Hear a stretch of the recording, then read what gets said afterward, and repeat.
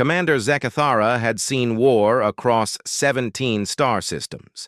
His crystalline exoskeleton bore the scars of countless battles, each mark a testament to his survival in conflicts that had claimed entire species.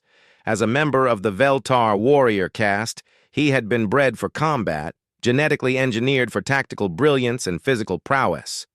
Fear was not supposed to be part of his emotional spectrum. Yet as he stood on the command deck of the Alliance flagship Eternal Vigilance, watching the tactical displays show the approaching Scourge fleet, something cold settled in his thoracic cavity. The feeling was alien to him, uncomfortable and unwelcome. He had never experienced anything like it before. The Scourge had been consuming worlds for 3 standard cycles now. Entire civilizations simply vanished overnight. Their planets left as barren husks drifting in space. No one knew where they came from or what they wanted. They appeared without warning, struck with overwhelming force, and left nothing but death in their wake. Every military force that had engaged them had been obliterated within hours. The Galactic Defense Alliance had been formed in desperation, bringing together the military might of 47 different species.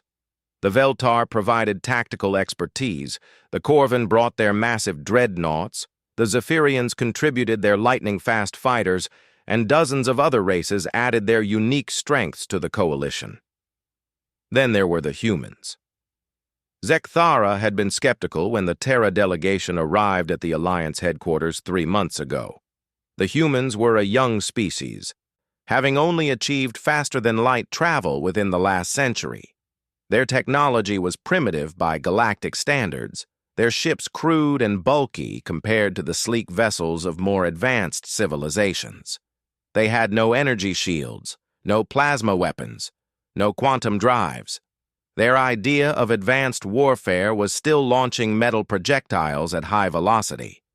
Yet Admiral Sarah Chen, the human representative, had spoken with such quiet confidence that even the ancient ethereal council had listened. She claimed humanity could offer something unique to the fight against the Scourge. When pressed for details, she had simply smiled and said they would demonstrate when the time came. Now that time had arrived. The Scourge fleet emerged from hyperspace like a living nightmare. Thousands of organic ships, each one a twisted amalgamation of metal and flesh, poured into the Zerion system. They moved with purpose, immediately forming attack formations that defied conventional tactical doctrine. Their vessels seemed to communicate through some form of biological network, coordinating their movements with an efficiency that made Zekathara's combat algorithms struggle to predict their patterns. The Alliance fleet was positioned in a defensive formation around Zerion Prime, home to 12 billion souls from 6 different species. It was the most important strategic position in this sector, a hub of commerce and culture that simply could not be allowed to fall. Every ship in the Alliance Navy was here, representing the combined military might of nearly 50 civilizations. Against the Scourge forces, it looked pitifully small. All ships. This is Admiral Chen. The human's voice crackled across the communication channels. Her tone remained calm despite the overwhelming odds. Hold formation until my signal. Do not engage until I give the word. Zekathara's mandibles clicked in frustration. The Scourge ships were already accelerating toward their positions, moving with the inexorable advance of a plague sweeping across a planet. Every tactical simulation suggested that their only chance was to strike first, to catch the enemy before they could fully deploy their superior numbers. Admiral Chen, he transmitted on the command frequency, with respect, we need to engage now while we still have the advantage of prepared positions. Once they close to optimal range, their numbers will overwhelm our defensive capabilities. Negative, Commander, came the reply. Trust me on this one. We need them closer. The words sent another chill through Zekathara's consciousness. Trust. Such a simple concept, yet so complex when applied to warfare.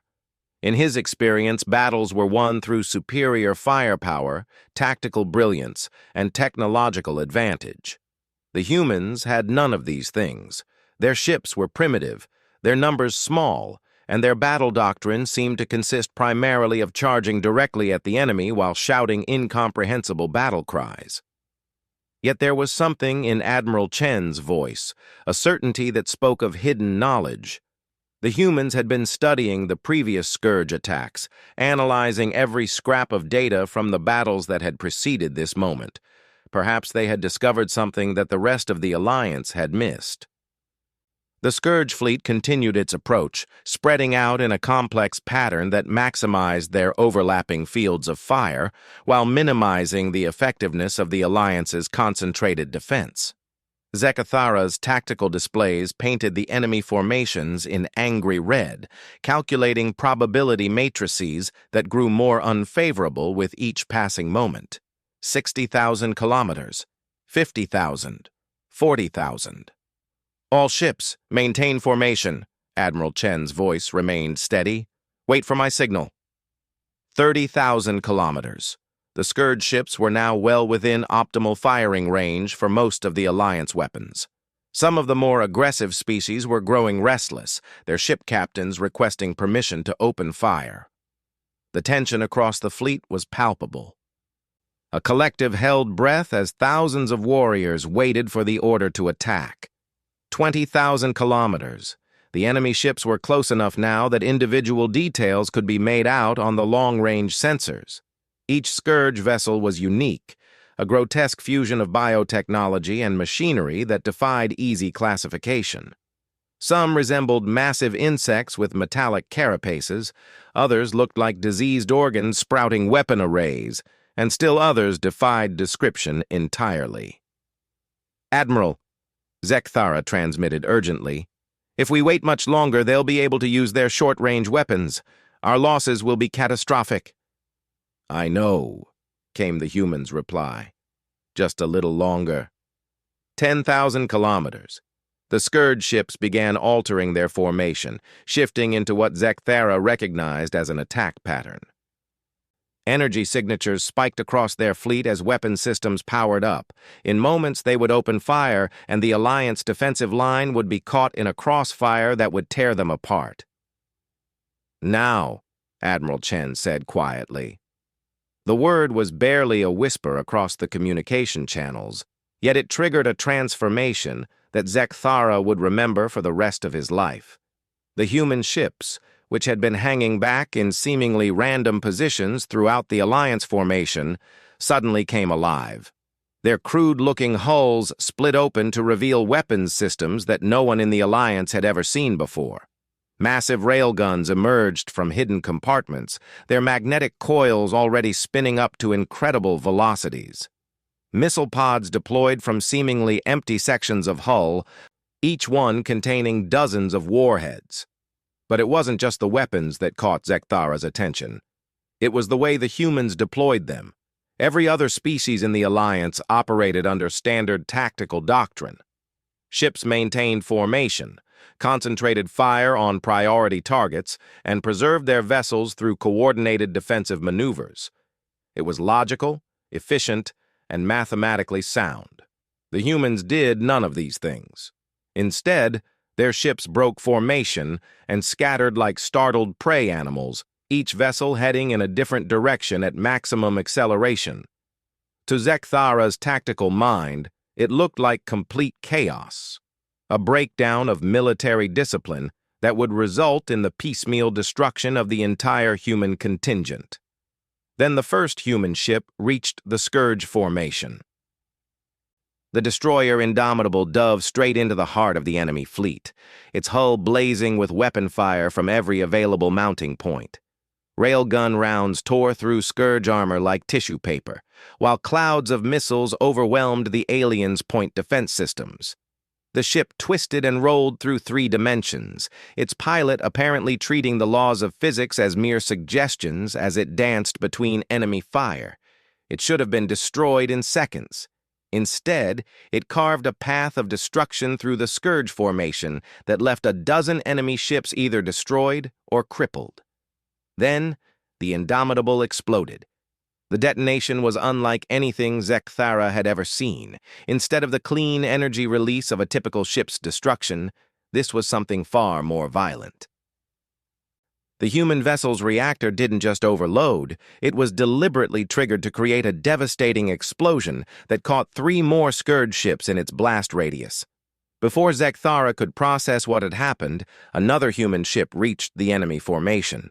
The cruiser Defiant followed the same pattern, charging directly into the enemy fleet with complete disregard for its own survival. Its weapons blazed continuously as it carved through the Scourge ships, and when its hull finally gave way under enemy fire, its reactor detonated with the same devastating effect. Ship after ship, the humans threw themselves at the Scourge with a ferocity that defied all military logic. They didn't try to preserve their vessels or maintain tactical formations. They simply attacked with everything they had, and when they could attack no longer, they turned their ships into weapons themselves. "What are they doing?" Zekthara whispered, his voice barely audible over the sounds of battle. "What humans always do," Admiral Chen replied over the open channel, her voice now tight with emotion. "Whatever it takes." The Scourge fleet, which had seemed so confident moments before, was now reeling under the human assault. Their formations were breaking apart as ship after ship fell to the savage attacks. The organic vessels tried to adapt, their biological systems working to counter the human tactics. But there was no defense against an enemy that treated death not as a defeat, but as just another weapon to be employed. Zekthara watched in stunned silence as the frigate Relentless spiraled through the Scourge formation, its hull ablaze with enemy fire. The ship's weapons had long since fallen silent, its armor breached in a dozen places, its crew surely dead. Yet it continued to move with purpose, guided by some automated system or perhaps a single surviving crew member. When it detonated in the middle of a cluster of Scourge command ships, the explosion lit up the entire battlefield. For the first time in his career as a warrior, Zekthara understood what true dread felt like. Not fear for his own safety, but something far worse, the terrible realization that he was witnessing something beyond his comprehension. The humans weren't just fighting the Scourge. They were doing something that no other species in the galaxy would even consider. They were winning through sheer unbridled savagery. And in that moment, Zekthara began to understand why Admiral Chen had been so confident. The humans didn't fight like any other species because they weren't like any other species. They were something new, something unprecedented in the galaxy's long history of warfare. They were something that even the Scourge had never encountered before. As the battle raged around him, Zekthara found himself wondering if the Alliance had made a terrible mistake. Not in allying with humanity, but in assuming they understood what humanity truly was. The tactical displays continued to update, showing the progress of the battle in stark mathematical terms. The human fleet was being systematically destroyed, just as every tactical simulation had predicted. Yet somehow, impossibly, the Scourge were losing even faster. In the distance, another human ship detonated, taking half a dozen enemy vessels with it. The explosion reflected off Zekthara's crystalline features, and for the first time in his life, he wondered if there were some things in the universe that were too dangerous to fight alongside, even when they were on your side. The aftermath of the first wave left the Alliance fleet in stunned silence. Of the 43 human ships that had engaged the Scourge, exactly 0 remained. They had all been destroyed or had destroyed themselves in the process of their attack. By any conventional measure, it should have been counted as a catastrophic defeat. Instead, the Scourge fleet was in shambles. More than 300 enemy vessels had been eliminated in less than 20 minutes of combat. The survivors were scattered across the battlefield, their formations broken, their command structure disrupted. For the first time since the Scourge had appeared in the galaxy, they seemed uncertain, almost hesitant. Commander Zekthara stood frozen at his command station, his tactical mind struggling to process what he had witnessed. The mathematics simply didn't work. No force in the galaxy traded at 40-to-1 ratios against superior numbers and technology. It was impossible. Yet the evidence blazed before him on the sensor displays. "All ships," Admiral Chen's voice crackled across the communication channels. The human leader was speaking from her flagship, the heavy cruiser Unconquerable, which hung at the rear of the Alliance formation. Unlike the other human vessels, it had not participated in the suicidal charge. "Prepare for Phase 2. Zekthara's mandibles clicked in confusion. "Phase 2? Admiral, your entire fleet has been destroyed. The human contingent has been eliminated." A sound came across the communication channel that took Zekthara a moment to identify. Admiral Chen was laughing. Not the bitter laughter of defeat or the hysterical giggling of someone broken by stress, but genuine amusement. "Commander," she said, her voice warm with something that might have been affection, "that wasn't our fleet. That was just the opening move." Before Zekthara could respond, new contacts began appearing on the long-range sensors. Ships were emerging from hyperspace at the edge of the system, but these weren't reinforcements arriving to help the Alliance. The energy signatures were wrong, the vector approaches all incorrect for friendly vessels. They were scourge ships, hundreds of them. "Impossible," Zekthara breathed. "The Scourge don't use hyperspace. They've never demonstrated faster-than-light capability." "They don't need to," Admiral Chen replied calmly. "Those aren't Scourge ships. Not anymore." The tactical displays updated as the newcomers approached, and Zekthara felt his thoracic cavity constrict with a cold that had nothing to do with the ship's environmental systems. The approaching vessels did indeed match Scourge design parameters, but there were subtle differences. Modifications to their hull configurations, alterations to their weapon arrays, and most disturbing of all, human-style reactor signatures blazing from their cores. "What have you done?" Zekthara whispered. "What we always do," Admiral Chen said. "We adapted." The story began to unfold as Admiral Chen explained the human strategy to the stunned Alliance commanders. For months, human Special Forces teams had been conducting covert operations throughout Scourge-occupied space. Not to fight the aliens directly, but to study them, to understand their technology, and most importantly, to capture their ships. The humans had discovered something that the rest of the galaxy had missed in their terror of the Scourge threat. The organic vessels weren't just ships, they were living creatures, bred and modified for warfare. And like all living things, they could be tamed, reprogrammed, turned against their former masters. Human scientists, working in secret research facilities hidden in the Outer Rim territories, had spent countless hours learning to interface with Scourge biotechnology. They had dissected captured vessels, studied their neural pathways, and developed techniques for severing the connections between ship and hive mind. What emerged from their laboratories were Scourge ships that had been completely converted to human control. The approaching fleet wasn't reinforcements for the Scourge. It was humanity's real navy, disguised as enemy vessels and armed with weapons that combined the best of both technologies. Human ingenuity merged with Scourge biotechnology created something that neither species could have achieved alone. As the converted fleet entered weapons range, the remaining Scourge ships finally reacted. They began forming new attack formations, their organic minds working to process this unprecedented development. Their confusion was evident in their movements. These were creatures that operated through instinct and biological programming, and nothing in their genetic memory prepared them for facing their own kind turned against them. The battle that followed was unlike anything in galactic military history. The human-controlled Scourge ships moved with the fluid grace of their organic design, but they fought with human creativity and ruthlessness.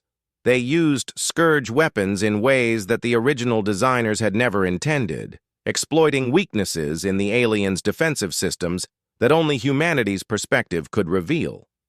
Zechariah watched in fascination and growing horror as the humans demonstrated their mastery of asymmetric warfare. When faced with an enemy they couldn't match in direct confrontation, they had simply become that enemy. They had taken the Scourge's greatest strength, their organic technology, and turned it into a weapon against them. But it was more than just the tactical brilliance that disturbed Zechariah. It was the implications of what humanity had done. They had captured alien technology, reverse-engineered it, and improved upon it in ways that its original creators had never imagined. They had taken living ships and bent them to their will, reprogramming creatures that had been bred for conquest into tools of human ambition. The Veltar had always prided themselves on their tactical adaptability, but this was something beyond adaptation. This was assimilation on a level that bordered on the horrific. "How many ships did you convert?" Zechariah asked, though part of him didn't want to know the answer. "Every Scourge vessel we could capture intact," Admiral Chen replied. "We've been preparing for this battle for months, Commander. Every engagement the Scourge fought gave us more ships to study, more technology to integrate, more weapons to turn against them." The implication was staggering. While the rest of the galaxy had been fighting the Scourge with conventional tactics and suffering devastating defeats, humanity had been learning from each loss. They had been harvesting the wreckage, studying their enemies, and building a secret fleet from the bones of their foes. On the tactical displays, the battle was reaching its climax. The remaining Scourge ships were fighting desperately, but they were caught between the Alliance fleet and their own converted vessels. They found themselves facing enemies that knew their weaknesses, anticipated their tactics, and could counter their every move. It wasn't a battle anymore. It was an execution. Zechariah found himself remembering ancient Veltar legends about creatures that hunted by mimicking their prey, predators that could take on the appearance of harmless animals before revealing their true nature.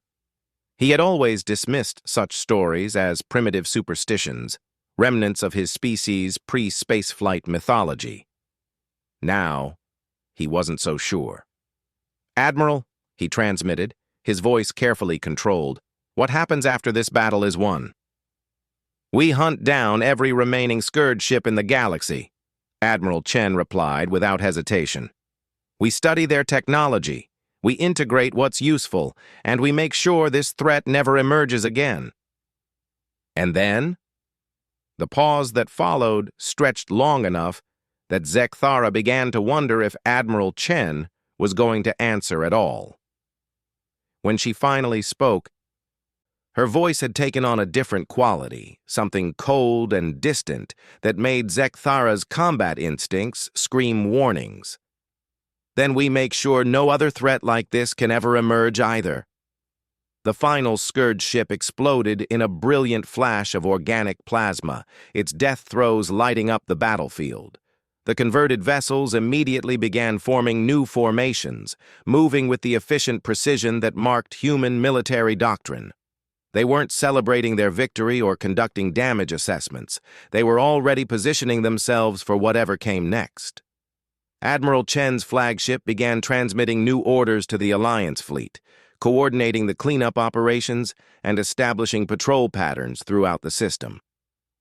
Her voice remained professional and courteous as she worked with the various alien commanders. But Zechariah found himself listening to her words with new understanding. She wasn't asking for cooperation anymore. She was issuing instructions.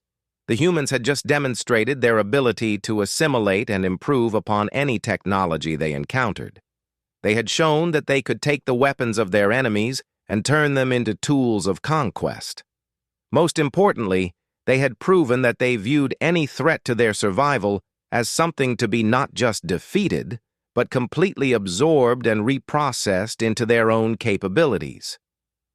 As Zechariah looked out at the converted Scourge fleet, now flying in perfect formation under human command, he realized that the galaxy had just witnessed something unprecedented. Not just a military victory, but the emergence of something new in the cosmos, a species that didn't just fight its enemies, It consumed them, learned from them, and became stronger with each victory. For the first time in his life, Commander Zekathara understood what it meant to feel true dread. Not fear of death in battle, but something far more primal and disturbing. The fear that came from recognizing a predator, and the terrible realization that he was no longer sure which side of the food chain his own species occupied. The human fleet began moving toward the edge of the system, their converted scourge vessels leading the way like hunting hounds following a scent. They were already planning their next moves, preparing to track down the remaining scourge forces wherever they might be hiding. But Zekathara found himself wondering what would happen when all the scourge were gone. What would humanity do when they no longer had an existential threat to justify their actions? Would they simply return to their borders and continue their peaceful development? Or would they find new enemies to study, new technologies to assimilate, new species to absorb into their ever-growing arsenal? As he watched the last of the human ships disappear into hyperspace, Commander Zekathara made a decision. The Alliance had been formed to fight the Scourge, but perhaps it was time to start thinking about what came after the Scourge were gone. Perhaps it was time to start thinking about humanity. 6 months had passed since the Battle of Zirion Prime. The Scourge threat had been completely eliminated. Their remaining ships hunted down and either destroyed or captured across 17 star systems. The galaxy breathed easier, grateful that the nightmare was finally over. Commander Zekathara no longer shared that relief.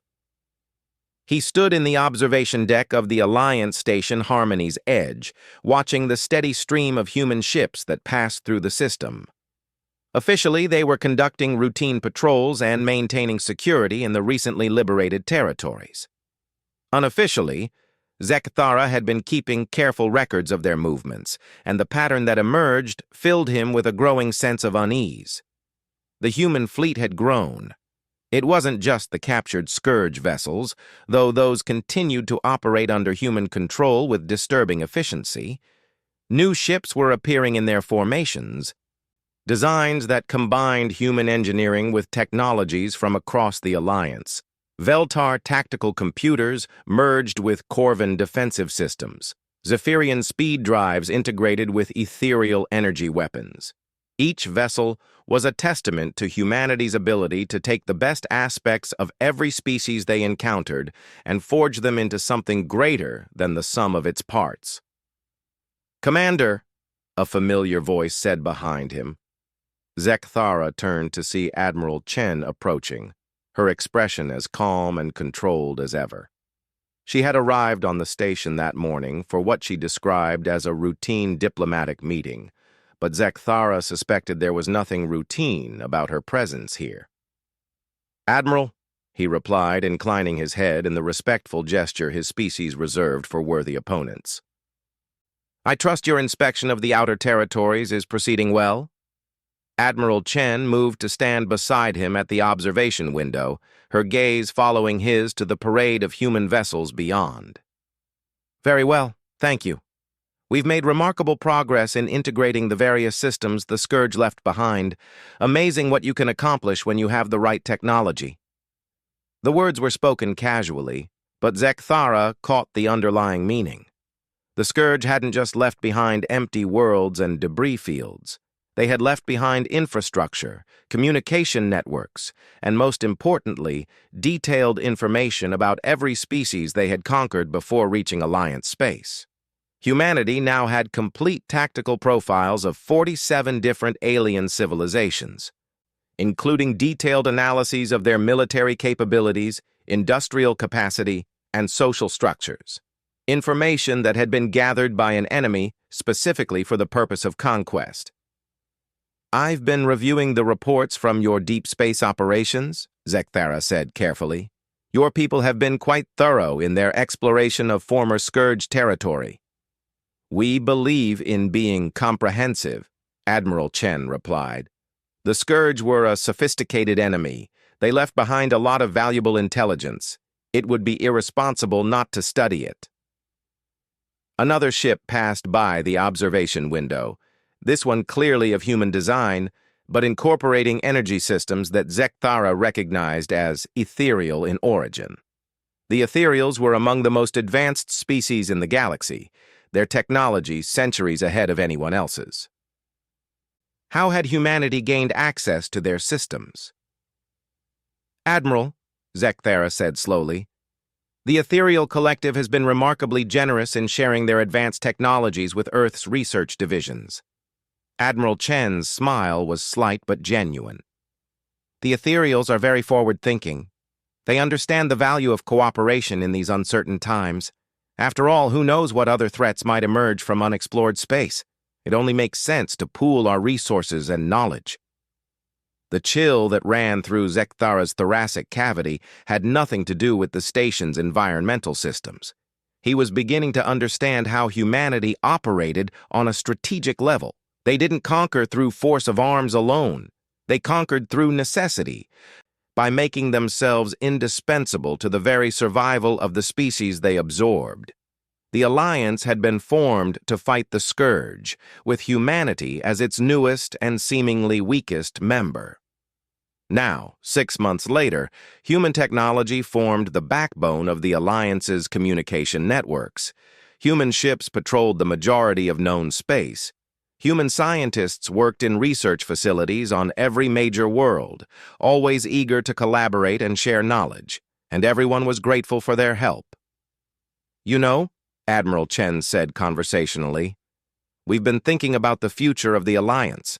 The Scourge threat is gone, but the galaxy is still a dangerous place. Pirates, rogue AI systems, unexplored regions that might harbor new threats. The Alliance has been so effective at maintaining peace and stability. It would be a shame to disband it now. The member species seem quite satisfied with the current arrangement," Zekthara observed. "They are, but satisfaction can lead to complacency, and complacency can be dangerous. We think the Alliance needs stronger leadership, more centralized command structures, better integration of resources and capabilities." There it was, spoken so casually that another observer might have missed its significance entirely. Humanity wasn't just suggesting changes to the Alliance. They were announcing their intention to take control of it, and they were doing it in a way that made it sound like the most reasonable proposal in the galaxy. "The other species might have concerns about such changes," Zekthara said. "Oh, I'm sure they will," Admiral Chen agreed. "Change is always difficult. But we've prepared a comprehensive proposal that addresses those concerns. Detailed analyses of the benefits of integration, projections of improved defensive capabilities, economic models showing increased prosperity for all member worlds." She paused, her gaze still fixed on the human ships beyond the window. "We've also prepared contingency plans in case some species choose not to participate in the new Alliance structure. Alternative arrangements that would allow them to maintain their independence while still benefiting from Alliance protection and trade networks." The euphemisms were elegant in their simplicity. Alliance protection meant human fleets patrolling their space. Trade networks meant economic dependence on human-controlled systems. Alternative arrangements meant the choice between willing integration and eventual isolation. Zekthara found himself remembering the Battle of Zerion Prime, watching human ships charge into certain destruction with the absolute certainty that their sacrifice would serve the greater good. At the time, he had interpreted their actions as courage, even nobility. Now, he understood it differently. Humanity didn't make sacrifices. They made investments. Every human life lost in that battle had been calculated against the strategic value of demonstrating their commitment to the Alliance. Every ship destroyed had been weighed against the intelligence gathered about Scourge capabilities. Every act of apparent selflessness had been part of a larger plan to position themselves as the indispensable guardians of galactic civilization. "Admiral," Zekthara said quietly, What happens to species that refuse your offer? For the first time since her arrival, Admiral Chen turned to look directly at him. Her expression remained pleasant, but something in her eyes reminded Zechithara of the converted Scourge ships, familiar in appearance but fundamentally alien in purpose. "Commander," she said, "humanity has never forced our assistance on anyone. We simply make it available to those who need it. And in a galaxy full of unknown dangers, everyone needs it eventually."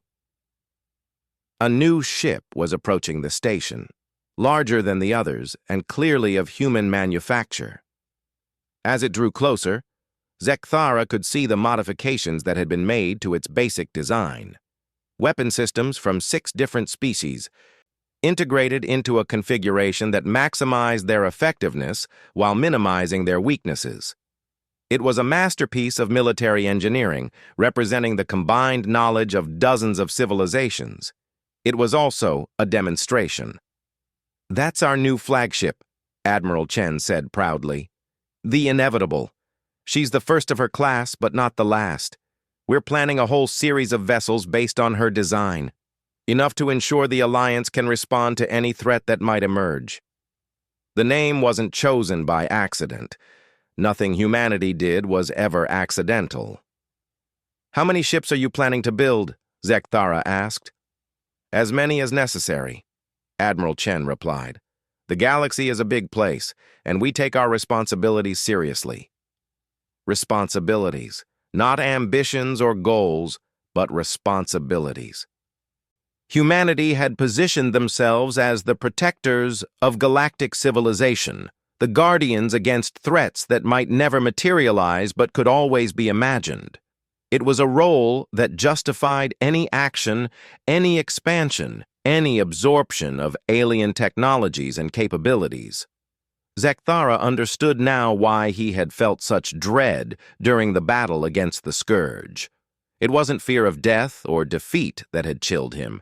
It was the recognition of something unprecedented in the galaxy's history, a species that conquered not through force but through indispensability, a civilization that grew stronger with each victory, not just militarily, but technologically and economically as well. The Scourge had been a threat to individual worlds and species. Humanity was something far more dangerous, a threat to the very concept of independence in the galaxy.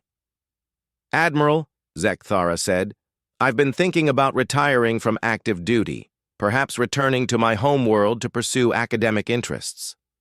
"That's a shame," Admiral Chen said, though her tone suggested she wasn't particularly surprised by the announcement.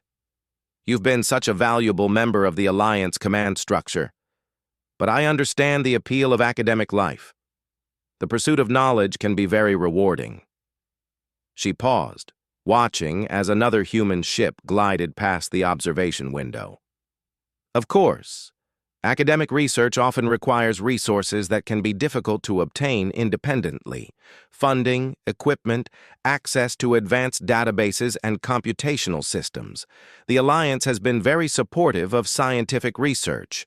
We believe in the free exchange of knowledge and ideas." Another offer. Another demonstration of humanity's ability to make themselves indispensable. Even retirement would require their assistance, their approval, their continued goodwill. Zechithara realized that he had been naive to think that understanding the threat would give him power over it.